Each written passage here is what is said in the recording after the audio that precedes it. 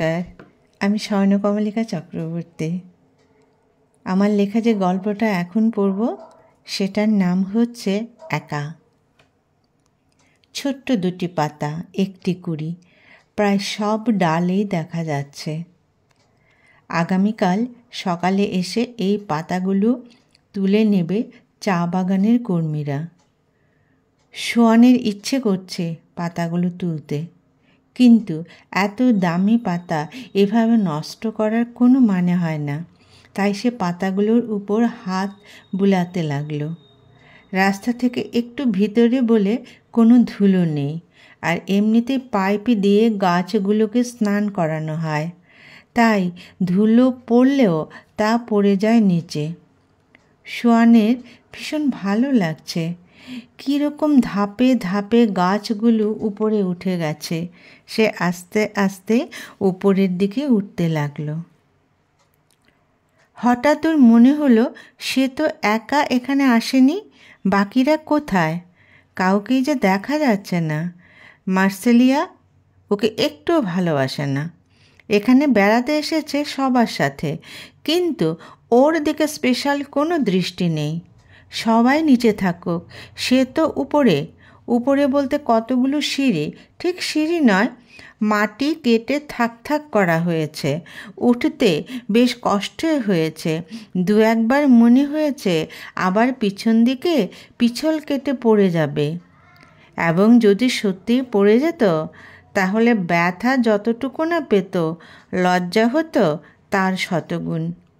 সবাই দৌড়ে আসতো এবং কথার বন্যা শুরু হতো যে শিশুর মতো তড়বড় করে একা একা আগে ওঠার কী দরকার ছিল। একজনের হাত ধরে আস্তে আস্তে উপরে উঠলে কী দোষ হতো, ইত্যাদি ইত্যাদি অনেক কথা। ওর ভাগ্য ভালো সে পড়েনি, এবং উঠে মনে হচ্ছে সে যেন পৃথিবীর শ্রেষ্ঠ চূড়োতে দাঁড়িয়ে আছে। হিমালয় এত সুন্দর, সে যেদিকে ঘুরছে সেদিকেই শুধু চা বাগানের চূড়ো, আর দূরে হিমালয় পর্বতমালা। সূর্যকে এখনও দেখা যাচ্ছে, কিন্তু বেশিক্ষণ দেখা যাবে না। আর একটু পরে তিনি হিমালয়ের নিচে নেমে যাবেন। সোয়ান একা দাঁড়িয়ে আছে। নিচে থেকে তাদের কথাবার্তা কিছু শোনা যাচ্ছে না। দূরে রাস্তাটাও একটু একটু দেখা যাচ্ছে। ওরা যতক্ষণ এখানে না আসবে সে নিজেকে চা গাছের সাথে এই মনোরম প্রকৃতির সাথে মিলিয়ে দেবে। এত ঠান্ডা যে দুটো সোয়েটার পরেও শীত লাগছে। উপরে বেশ বাতাস বইছে। এক পাহাড় আরেক পাহাড়কে বাতাস পাঠিয়ে দিচ্ছে। সোয়ান এখন গোপাল ধারা চা বাগানের চূড়োতে দাঁড়িয়ে আছে। জায়গাটা দার্জিলিং শহর থেকে বেশ খানিকটা দূরে। অনেক দিন ধরেই সবাই পরিকল্পনা করছিল এখানে আসার। আজ সবার সময় হলো, তাই বেড়াতে আসা। আসার সময় লাঞ্চ প্যাকেট নিয়ে আসা হয়েছে, কিন্তু এখন অবধি খাওয়া হয়নি। প্রথম এসে এত ব্রেকফাস্ট খাওয়া হয়েছে যে খাবারের ইচ্ছেটা আর হচ্ছে না। কিন্তু রবি মামা আর বেশিক্ষণ উকি দেবে না, সেদিকে বোধহয় কারোরই খেয়াল নেই। না হলে বাকিরা এতক্ষণে এখানে এসে যেত। সে একা মানুষ, একাই থাকুক। বাবু, তুমি এখানে কি করছো? কে? তুমি? তুমি কে?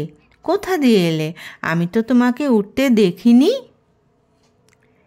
এখানে ওঠার কি একটা রাস্তা? আমি ওই দূরের চা গাছের মধ্যে খেলছিলাম।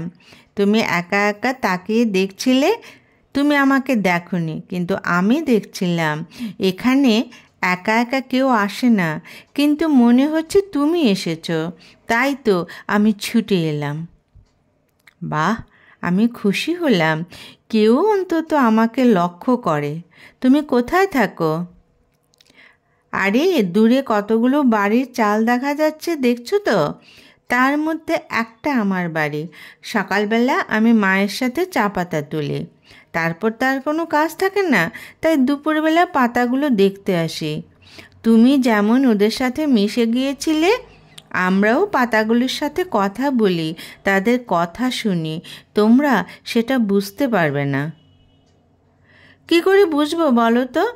তোমরা রোজ তাদের সঙ্গে থাকো, কিন্তু মাত্র কিছুক্ষণের জন্যে তাদের সান্নিধ্যে এলে কি পাতাগুলো তাদের কথা আমাদের বলবে? কখনো না। এমনি একা তো, তাই পাতাগুলো দেখছিলাম। বাবু, তুমি একা এসেছো, চলো আমার বাড়ি, তোমাকে আমার হাতে তোলা পাতা দিয়ে চা খাওয়াবো। কত কাপ চা খেয়েছি এতদিন ধরে তার তো কোনো হিসেব নেই, কিন্তু আজ যে পাতা তুলেছে সেই চা বানাবে ওই পাতা দিয়ে, আমি সত্যি ভাবতে পারছি না। চলো তোমার বাড়ি যাব চা খেতে। আজ অবধি আমার চা পাতার তৈরি চা বাইরের কাউকে কিন্তু খাওয়াইনি। আজ আমার আনন্দের দিন যে তুমি চা খাবে, চলো আমার বাড়ি। মেয়েটা তিরিং তিরিং করে নেমে যাচ্ছে। এদিকে কোনো মাটির ধাপই নেই, সিঁড়ি তো প্রশ্নই ওঠে না। সোহান নামতে পারছে না, একবার দাঁড়িয়ে একবার বসে কোনোভাবেই সুবিধা করতে পারছে না। মেয়েটা তিরিং করে নেমে আবার উঠে এলো। বাবুকে ধরে ধরে নামাতে হবে তো। এইবার মেয়েটার হাত ধরে তরতরিয়ে নেমে গেল সোয়ান। মার্সেলিয়া আর ওরা দুজন এতক্ষণ নিচে চা গাছগুলো দেখছিল। সোয়ান ওদের ফেলে একা একা উপরে চলে গেল। মার্সেলিয়া মনে মনে ভাবছে, এমন এক বেরসিকের সঙ্গে প্রেম করছে যে ওকে ফেলে একা একা উপরে চলে গেল। আরে বাবা, চারজন একসাথেই যাবে, কিন্তু সোয়ান তাদের ফেলেই কেন যে একা গেল? মার্সেলিয়া ইচ্ছে করেই তাদের নিয়ে এতক্ষণ নিচে ঘুরেছে। ভেবেছিল উপরে যখন আর ভালো লাগবে না তখন নিজেই আবার তাদের কাছে আসবে। এদিকে খিদে পেট চুই চুই করছে। সোয়ানের কি খিদেও লাগে না? একজনের জন্য ওরা তিনজন কষ্ট পাচ্ছে। সোয়ান আমাদের ভুলেই গেছে, চলো আমরা ওকে গিয়ে মনে করিয়ে দেই যে আমরা চারজন এখানে এসেছি, ও একা আসেনি। মার্সেলিয়া, একদম ঠিক বলেছ, আমরা দুজন জুটি তো একসাথে ঘুরছি, তোমাদের জুটির আর একসাথে ঘোরা হলো না। আর বলো না গো ওর কথা, সোয়ান এমনই, এবার আমি ওর সঙ্গে ভীষণ ঝগড়া করব। এই ঝগড়া আজ নয়, বাড়ি গিয়ে অন্য দিন। চলো উপরে গিয়ে কিছু খাই আগে, এসে একদম উপোস যাত্রা হয়ে যাচ্ছে। সেই কখন আমরা ব্রেকফাস্ট করেছিলাম, তারপর তো আর কিছু খাওয়া হয়নি। এইবার তিনজন হো হো করে হেসে উঠল। লাঞ্চ প্যাকেটগুলো নিয়ে উপরে উঠতে হবে। যে খিদে পেয়েছে আর সিঁড়ি বাইতে ইচ্ছে করছে না, কিন্তু উপরের সৌন্দর্যদের এখনও দেখা হয়নি। তিনজনে মিলে প্যাকেটগুলো সহ অতি কষ্টে উপরে উঠল, কিন্তু ভো ভো চুড়ো, এবং আশেপাশের চা বাগানের চূড়োতেও কোনো মানুষ দেখা যাচ্ছে না। জলজ্যান্ত মানুষটা হাওয়া হয়ে গেল। এখানে এর আগে এই চার বন্ধু আসেনি, কাজে সোয়ান এখানে কোনো কিছুই চেনে না। ড্রাইভার চিনতে পারে, কিন্তু সে তো গাড়িতে। তবে এবার কিন্তু মার্সেলিয়া ভয় পেয়ে গেল। সূর্য পাহাড়ের ওই দিকে নেমে গেছে, রবি মামাকেও আর দেখা যাচ্ছে না, মানে আর কিছুক্ষণ বাদেই সন্ধে হয়ে যাবে। কি হবে এখন? মার্সেলিয়া, সোয়ানকে একটা ফোন করো, তাহলেই বোঝা যাবে সে কোথায় আছে। আরে ছবি তুলব বলে ওর ফোনটা আমি নিয়েছিলাম, কারণ ওর ফোনটাতে খুব ভালো ছবি ওঠে, তারপর আর ওকে দেওয়া হয়নি। এখন জানি কোথায় সে হারিয়ে গেছে, তখন কি জানতাম যে সে এমন হারিয়ে যাবে? বাহ, একে বলে সোনায় সোহাগা। অচেনা জায়গা, ফোন নেই, এখন কোথায় যাব আমরা? সে তো এখানেই উঠেছিল, কিন্তু নামুনি তো, কিন্তু আমরা কি খাবো না? মার্সেলিয়া বলল যে ওর জন্যে অপেক্ষা না করে আগে ওরা খেয়ে নেবে। ওরা দুজন প্রথমে না করেছিল, কিন্তু মার্সেলিয়া মানে প্রেমিকা যখন বলছে তখন খেয়ে নিতেই হবে। খালি পেটে বন্ধু খোঁজা যায় না যে। তিনজন খেয়ে যখন জল খাচ্ছে তখন অন্য একটা দিক দিয়ে সোয়ানকে আসতে দেখা গেল। পেছনে একটা মেয়ে, দুজন হাসছে, কথা বলছে। ওরা তিনজন জল মুখে দাঁড়িয়ে আছে, ঢোক গিলতে পারছে না। সোয়ানের কি হলো? মেয়েটা কে? তোমরা এত পরে এখানে এলে, আগে এলে অন্যরকম একটা অনুভূতি উপলব্ধি করতে পারতে। মানে কি বলছো তুমি? মানে এই মেয়েটা মুখিয়া, ও আমাকে ওর বাড়িতে নিয়ে গেছিল। বাবু, তোমার বন্ধুদের পেয়ে গেছো, এবার আমি যাই। তবে আর বেশিক্ষণ এখানে থাকবে না, প্রচণ্ড ঠান্ডা লাগবে। এই তো এক্ষুনি চলে যাব আমরা। মুখিয়া মুহূর্তের মধ্যে নিজের রাস্তা দিয়ে অদৃশ্য হয়ে গেল। এইবার মার্সেলিয়ার শব্দ বর্ষণ শুরু হলো। এসেছে চারজন, সারাদিন হই হুল্লোড় করবে, খাবে, বিকেলে চলে যাবে। আর ইনি তিনজনকে ফেলে একা এক মেয়ে, কী নাম যেন, মুখিয়া, ওর বাড়িতে চলে গেলেন।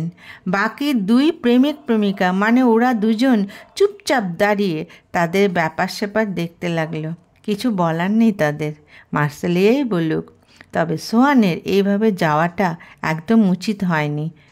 এখন লাঞ্চ না খেয়ে প্রেমিকার বকাই খাক। সোয়ান চুপ করে মার্সেলিয়ার বকবকানি শুনল। নিজে মাঝখানে কথা বললে মার্সেলিয়া ওকে খেয়েই ফেলবে। নিজে থেকে যখন চুপ করলো তখন সোয়ান মুখ খুলল। সে এখনও মোহের মধ্যে রয়েছে। মুখিয়া ওকে চা খাওয়ালো নিজের হাতে তোলা পাতা দিয়ে। তাদের তো এই সৌভাগ্য হয়নি, কাজে ওরা কি করে বুঝবে ওর মন এখন কোথায় আছে? ওর মন যে এখনও মুখিয়ার বাড়িতে পড়ে আছে। কত মানুষই তো এখানে পিকনিক করতে আসে, কিন্তু মুখিয়ার বাড়িতে কেউ যেতে পারে না। সবাই দল বেঁধে উপরে উঠে হই হই করে।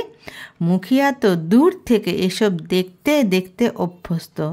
এসব দলের কাছে সে আসে না। আজ ওকে একা দেখেছে এবং পাতাগুলোর সঙ্গে একাত্ম হওয়ার মানসিকতা সে টের পেয়েছে বলে সে খুশি হয়েছে, সামনে এসেছে এবং কথার ফুল ছড়িয়েছে। সোয়ানের ভীষণ ভালো লেগেছে মেয়েটিকে, আর তাই তো অচেনা এক নতুন পরিবেশে একা গেল, চা খেলো। মার্সেলিয়া আর দুজন বন্ধু হা হয়ে গেল সোয়ানের কথা শুনে। মেয়েটির ক্ষমতা আছে, কি সুন্দর সোয়ানকে বশ করলো। আর ওরা নিচে ঘুরে ঘুরে দিনটা কাটালো। না হলে তো ওরাও মুখিয়ার বাড়িতে ঘুরে আসতে পারত। সোয়ান মার্সেলিয়ার কথা শুনে মনে মনে নিজেকে ধন্যবাদ দিল। ভাগ্যিস সে আগে একা একা চুরোতে গিয়েছিল, তাই তো এত সুন্দর অভিজ্ঞতা সে অর্জন করতে পেরেছে। চারজন একসাথে থাকলে তো মুখিয়া সামনেই আসতো না। সে তো একা ওকে দেখেই এসেছে। এতদিন ধরে গোপালধারা চা বাগানে কত লোক এসেছে, কিন্তু সোয়ানের মনে হচ্ছে সেই প্রথম শেষ ব্যক্তি যে নাকি প্রথম এই চা বাগানের চূড়োতে উঠেছে এবং পাতাগুলোর সঙ্গে একান্ত হতে পেরেছে এবং বাগানের সম্রাজ্ঞী মুখিয়াকে দেখতে পেয়েছে। আর কি চাই? ওদের বেড়ানো মনে হচ্ছে সার্থক। নমস্কার।